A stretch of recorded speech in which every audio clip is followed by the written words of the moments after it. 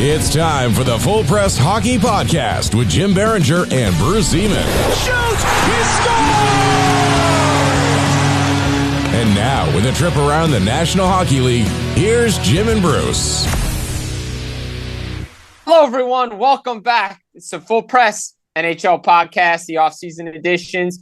We're going to have some summer fun here, looking at some teams. Got a special guest here, good friend of mine, Rob Simpson, Seattle Hockey Insider. Rob, welcome back. Thanks, Jim. How are you? Doing well. Summer's here. You know, free agency's gone by, and it is the dog days of summer. Yeah, it's pretty quiet. I'm doing the same thing out here out west. I'm grabbing people from different teams and kind of recapping some of the stuff that's been going on. So been running around all day. Just got in, threw on this old NHL hat so I can wear it like this and be kind of dark guy, or I can, hey, how you doing? Whichever way you want to go. But anyway, yeah, today let's talk about those Kraken. Seattle Kraken. They made some noise this offseason. But before we get into the offseason, let's dive into last season for a minute. And just want to get your thoughts and put a bow on the season for the Seattle Kraken. And, you know, the overall, what was it like in the locker room, talking with guys, how they felt the season went? Well, obviously it was a disappointment. They had a magnificent drop-off from the previous season.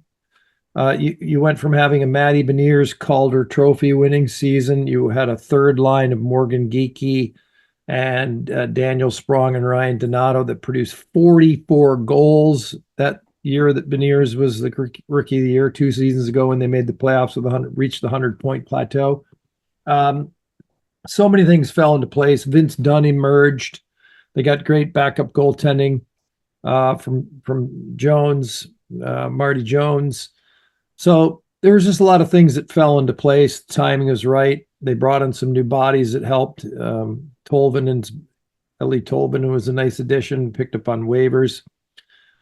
So it didn't happen last year because basically Ron Francis didn't replace that fourth line.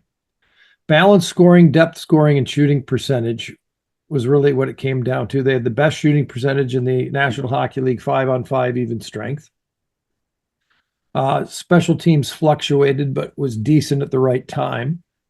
And they got some big goals in the playoffs when they eliminated Dallas in 7 games. Last year was just, there seemed to be a level of disinterest. That's obviously Dave Haxtell is no longer the coach. Not a complete surprise. I was a little surprised, but not completely surprised based on body language as the season progressed from some of the veteran players. I think they were kind of done based on obviously the record, although he had been given an extension, of course, after the previous season when they had such success in the playoffs. Thus is the fickleness of being an NHL head coach. It was just it was a downer. It was they don't receive a lot of criticism. It's a novice market, and that's fans and media. I mean, no one's going to criticize them because they don't know enough to criticize them, and that's fine. It's a learning curve. And most of the media with any experience at all works actually for the club. And the two that stand out, of course, would be Eddie Olchuk and John Forsland, the TV pair. And Johnny Forsland, I did a podcast with him 9 or 10 times. He's not afraid to speak his mind and tell you what's going on. So, and Eddie's so busy traveling around and doing other games, I only get to run into him on occasion. Otherwise, yeah, it's pretty much love and joy and happiness and, ooh, let's have some fun and see how good our now 4th-year hockey team can be. Yeah, no, I hear you on that. And, you know, when the Hackstall firing happened at the end of the season or a little after, you know, I had texted you about some things. And as you mentioned here on the podcast, you had said it wasn't a surprise, but it was a surprise because how much of last season was to blame Dave Hackstall and how much of it was Ron Hextall not putting a winning club on the ice? Ron Francis, not Ron Hextall, but I could see where Ron Francis. Yeah, have that mental slip. Yeah. I mean, he didn't replace those three guys that produced 44 goals. I mean, balance was the key. So Kyler Yamamoto, not so much. Pierre-Edouard Bellemare, definitely not so much. And then kind of plugging in some American hockey leaguers on and off here and there.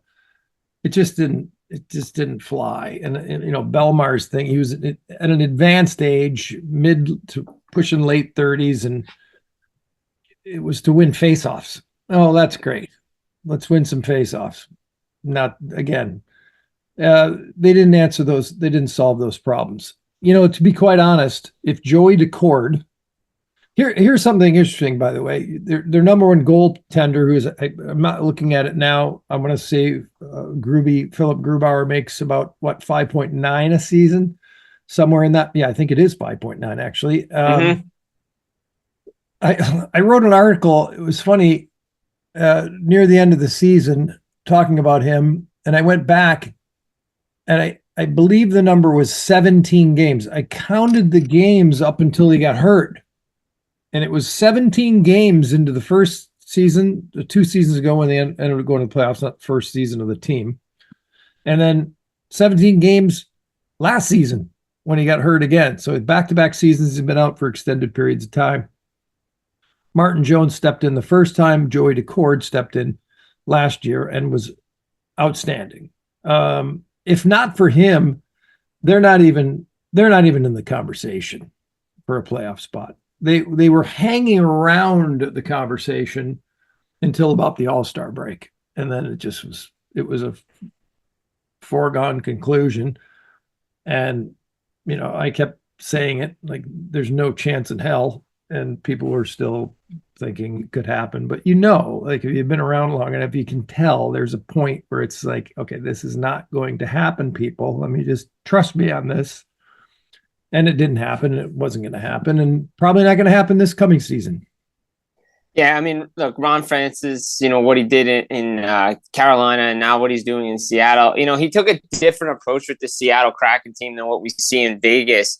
And when do you think the pressure is going to start to get to him from the organization-wise on like putting a winning franchise? Because if you miss the playoffs again after going to the second round, you have to start to wonder about how this team was built. Yeah, well, interesting thing about Ronnie Francis is he's a very nice man, and he's a legend on the ice. And sometimes we use the derogatory term jock sniffers. People get excited because the guy's a Hall of Famer, legend, and one of the top scorers in the history of the National Hockey League. And people, love that concept. But he didn't make the playoffs when he was running the Carolina Hurricanes. And he made the playoffs once here in 3 years in Seattle based on all these things falling into place. At this point, I'd say the heat is on. The Hackstall Francis thing, we were like, okay, how hot is the seat? And obviously for Hackstall, it was hotter than we all necessarily believed. But I think you're going to start to kind of see it. Ronnie does not really pull the trigger on deadline deals. He didn't in Carolina. He does it now. Kind of middling deals, rare. Delved into free agency, which I'm sure we'll get into here with Brandon Montour and Chandler Stevenson. But they need a first-line center. So Matty Beniers wasn't the answer. He's due for a new contract. He's a year left on his entry level. Is Chandler Stevenson a number one?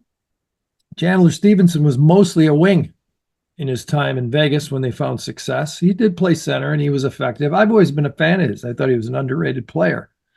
And then Brandon Montour wins the Stanley Cup just now, producing points the last 3 seasons for the Florida Panthers, particularly 2 and 3 seasons ago. He racked up some points. Is he worth 7.2? But it does. Their D's been pretty consistent, so that's a nice addition. But overall, again, depth, talent. I don't know if it's enough to push him into a playoff spot. Just depends on how much weaker a couple of the teams may become in the Pacific Division, the Western Conference. I think the East is getting stronger, and the West might be getting a little bit softer. You got the Ducks in the division still. You got the San Jose Sharks in the division. So these are games you should win. And by the way, that was kind of a benchmark moment. I think it was right going into the All-Star break this past season when they were still on the cusp of hope. They go into San Jose and lay an egg and lose a game. I think they might even have got shut out. It might have been Reimer. I think they got shut out. I'm not positive on that, but it was the game they lost in San Jose going into the break. It was just like wah wah wah wah. Yeah.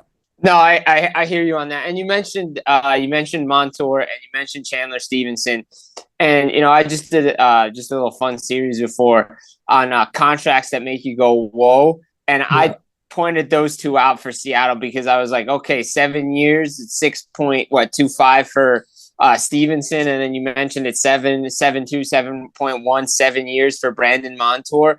You look at those players and you said it, yes, Chandler Stevenson's great on the wing. Did he fill in at center at times? Yes. Is he a good player there? Yeah, he is. But do you think down the line that these players finish these contracts in Seattle, or do you think these could be buyout candidates in a few years? Well, I mean, that's possible for any player that signs a 7-year contract that's 27 years old when they sign it. And that's the case for Montour, definitely for Stevenson. He's already 30. So, yes, that's always a possibility. And I'm not looking at it again to tell you what kind of no move clause or no trade movement there might be here or there along the way. I don't have that memorized. But, yeah, I mean, of course.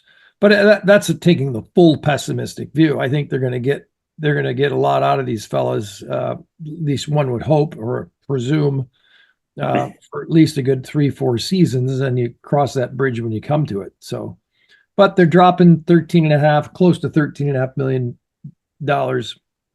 on these two players, and they're hoping that it works out. Again, I want to go back to number one center. So their D is pretty sound and has been pretty healthy, which has been a key thing. By the way, letting Carson Soucy walk to Vancouver last year and then basically trying to replace him with Brian Dumoulin, who's since left, and mix and match in that area. Riker Evans, a rookie, stepped up and played very, very well for him. So I think the D is still in pretty good shape if they can continue to stay healthy, especially with Montour. But they don't have a number one center. Beniers hasn't been the answer. They thought they might have had the steal of the century when Shane Wright dropped to 4th overall in the 22 draft. He's not there yet. And then they just drafted Berkeley Catton out of the Spokane Chiefs. So maybe he's the number one center they've been looking for, but that's not going to happen immediately. So that's a problem. And Stevenson's probably going to be called upon to assume that role. And then they'll slot Beniers in, who had a big sophomore slump, into the second spot. And then you got the venerable Yanni Gourde as your third line, who's kind of the guts and soul of the team. No, it makes sense. And you mentioned Shane Wright, and Dan Bilesman was named the new head coach, and he's seen him down there in Coachella Valley. Do you think with Bilesma there now, and first of all, what do you think of the hire of Bilesma? And two, with Bilesma there, do you think that gives Shane Wright an opportunity to make this club this training camp season?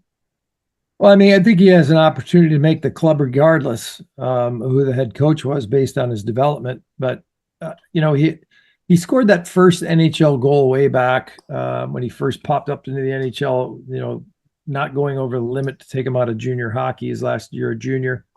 And against the Montreal Canadiens, the team that, quote unquote, snubbed him first overall in 22. He scored 3 more times. He scored a total of 4 goals in 8 games this past season. But, it was kind of slop time towards the end there for him.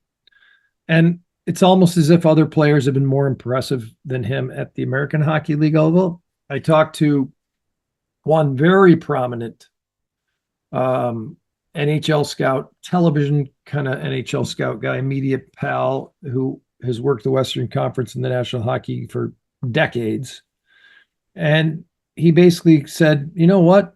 Take a look at Logan Morrison and compare him to Shane Wright. Didn't score a point in 4 NHL games. This is an undrafted kid out of grew up in Guelph and played in the American Hockey League, in the Ontario Hockey League, his junior hockey. And the scout type basically kind of said, I might even take Morrison over Wright. That would have been with about 2 months left in last season's regular season. So I think there's still some work to do. Could be hockey smarts, could be 200-foot play, hockey sense, could be something we're unaware of. The Kraken are hoping, whatever that is, he turns the corner and he takes the next step. Late bloomers happen, and they do. We've seen it a lot in the National Hockey League. But with Dan Bylsma there now, what does he bring to this club? Because he's back in the National Hockey League. We don't see a lot of this. We see some of it with rookie head coaches in the league, but a guy who's been around the league, go back to the American Hockey League, do well, and now he's back with the big club. What do you think Bylsma is going to bring to this club this season? Well, he brings some organizational continuity, that's for sure, because he's, Evans went down and played in the playoffs the last couple of seasons, and Wright, as you mentioned, has been there, and a handful of other guys that have seen some NHL time and or will see some NHL time have been down there. So there's the familiarity factor, there's the continuity factor, and of course he does have NHL coaching experience. Didn't go so well for him when he was in Buffalo, but stepped in and took over for Michel Therrien back in 08-09. I think it was Michel Therrien. And yes, it was. Yeah, it was. Yeah, won the Stanley Cup with the Penguins, which I remember vividly because as I mentioned to him during his press conference, I was on the ice interviewing him after because I was working for the league at the time. So I got to know him back then. Great guy. And the choice of Ron Francis. So we'll see where it goes. And of course, hired the first ever full-time female assistant coach in National Hockey League history, Jessica Campbell. So that's a pretty cool thing, and it will be a new experience and a new look, and great opportunity for her. And we'll see how that all works out. So a lot going on.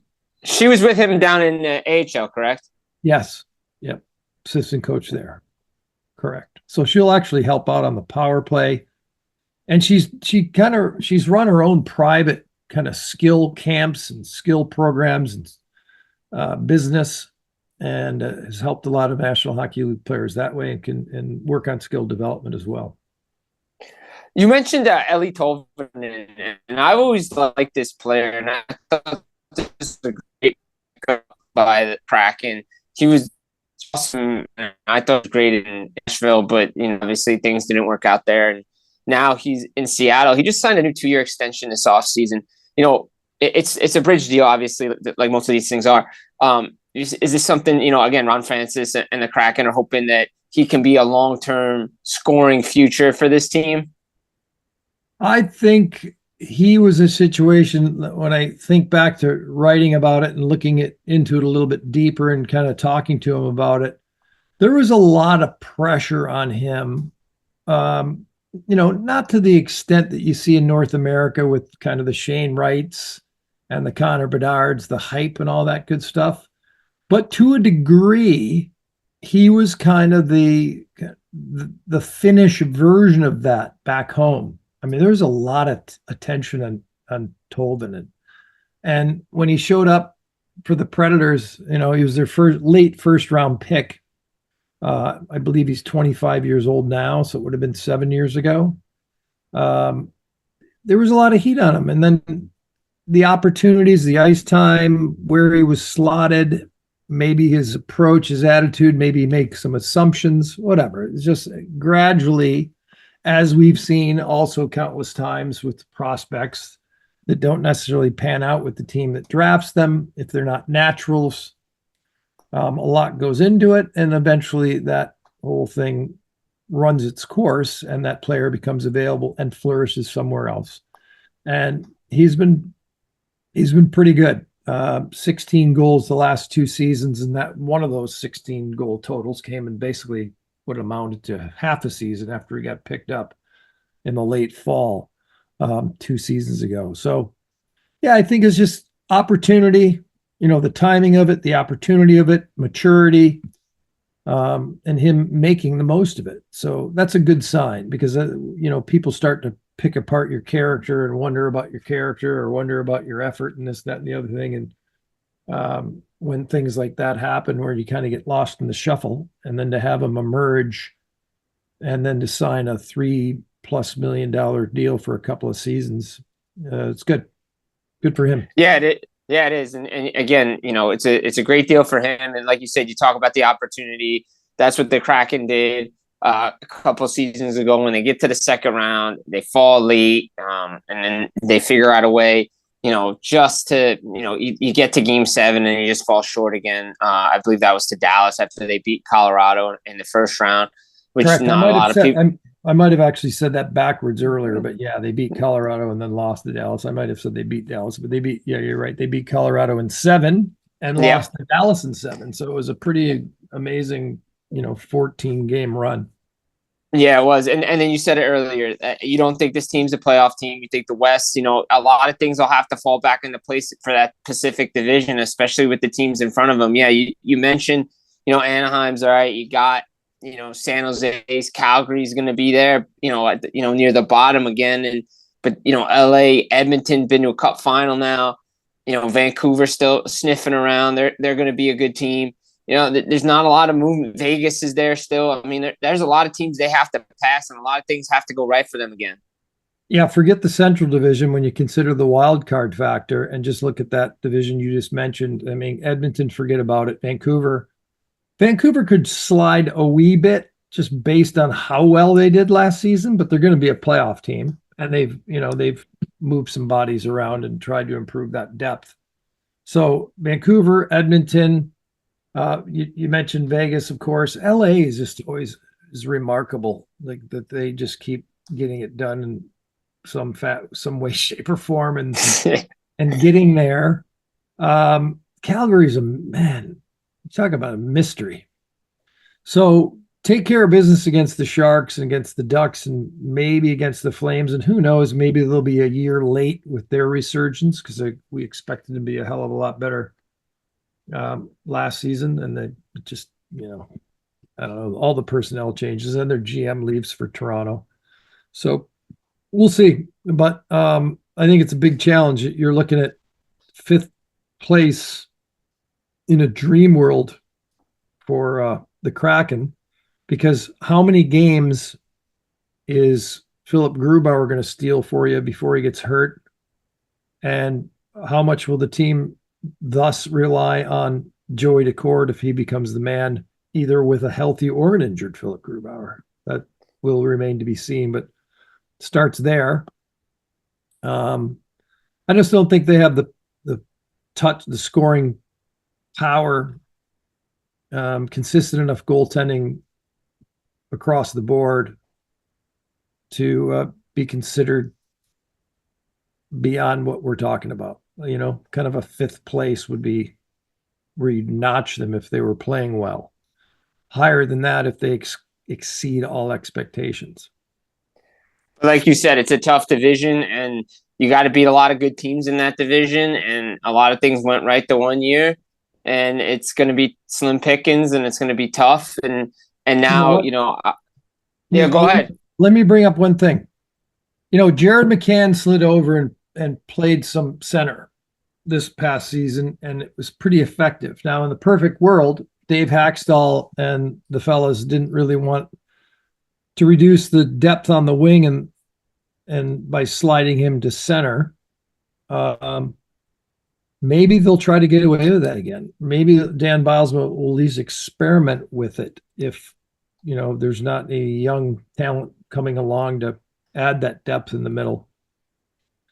Because, Chandler Stevenson might step into the number 1 spot, but even reducing the depth a little bit on the wing, if you had a McCann and Stevenson centers with Beniers and Gord, I mean, this is just one scenario out of many.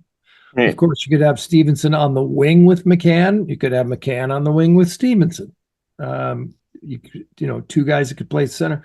There's a lot of different ways to go, but that McCann wild card, it makes things a little bit interesting. because center is more important than wing. But you just have to wait and see what that does to your depth on the wing again. So, wrapping this up here, here on a summer night in July, talking about Seattle Kraken out on the West Coast. I wrote this down. I guess the biggest question for the Kraken going into this season is who's going to be their number one center. Yeah, that's it. That's it. Those are the candidates. Stevenson, it's not going to be Beniers. He's not a number one center. Is it McCann? Is it Stevenson? Who's the number one guy? And here's the other problem is when I say removing some of that depth off the wing, some of that depth off the wing is getting up there. And these are some of the guys whose body language was not that impressive as the season unfolded last year. Jaden Schwartz sometimes is like, what? Jordan Eberle, of course. That's a whole nother topic. Here's a guy who's never won a Stanley Cup, 34 years old. I get it, though. He's a family guy. He's happy in Seattle, wants to be in his family, loves it. So he stayed. Whereas others in that situation before, get me a chance at a cup. Get me a chance at a cup. And if he honestly thinks that that's the situation right now in Seattle, he's obviously sadly mistaken. And then Andrei Burakovsky's been a massive disappointment. He's like the wing version of Philip Grubauer. He's been hurt both the last two seasons, groin problems. 2 years ago, came out of the All-Star, that extended All-Star bye week thing, came home from Mexico and ripped his groin up, wasn't ready to go, hurt himself in his first shift. And now it's been an ongoing problem. Holds on to the puck too long, yada, yada, yada. So you got all these guys that have won cups already. So leaving Eberle out of that list. So how desperate are they going to be ultimately, if you think about it? Not that desperate. No. Not on an individual basis.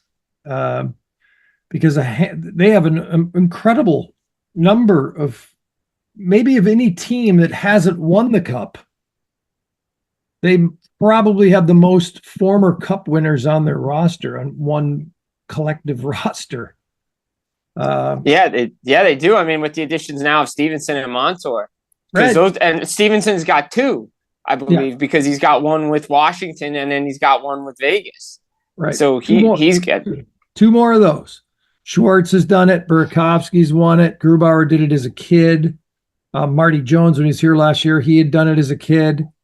You go down the list, and Yanni Gord. Yep. So Vince Dunn when he was in St. Louis. Mm-hmm. Pretty remarkable. But that's a super nice footnote in your game notes. But what is it?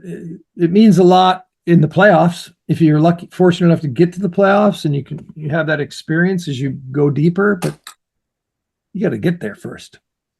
No, I agree 100%. And like we said before, it's going to be tough sledding for the Seattle Kraken to get there, especially not only within their own division, but the Central Division as well. That got better. So playoff spots in the Western Conference are going to be tight to find and tough to get just because of everything situated. Rob Simpson, Seattle Hockey Insider, joins us here in the Full Press NHL Podcast, here summer edition, going through the teams. Guys, check it out. iTunes, Spotify, wherever you get your podcasts. Also, Full Press Hockey Podcast on YouTube as well. Rob, where can everybody find you? Well, you said the name without the .com on the end of it. That would be SeattleHockeyInsider.com. You can check out all the stuff about the Kraken. And I also delve a little bit into the Pacific and do quite a bit of Vancouver stuff with VancouverHockeyInsider.com. So, and there's quite a bit of video material available, some entertaining hockey, goofy, fun stuff traveling around, and then some hardcore, guys bag skating at practice in Vancouver, random, but that's at Simmerpuck, which is my Twitter handle, or X handle is also my YouTube channel, Simmerpuck. So check it out. There's some fun stuff. And if you got fans that are obviously keeping track of the entire league. Hey, by the way, New Jersey, I love Fitzy and Greener's there now, and Mike Yo's there. We'll have to talk about that some other time. Absolutely. No, we'll do it. We'll do New Jersey another time as well. But again, guys, Check it out. Full Press NHL Podcast. Get it. Full Press Hockey Podcast on YouTube, iTunes, Spotify, wherever you get your podcasts. Again, Rob Simpson, SeattleHockeyInsider.com. Guys, enjoy the rest of your summer. We'll be back again real soon. Take care. Barry Trotz, Nashville Predators, making sure you're listening to Full Press Hockey Podcast.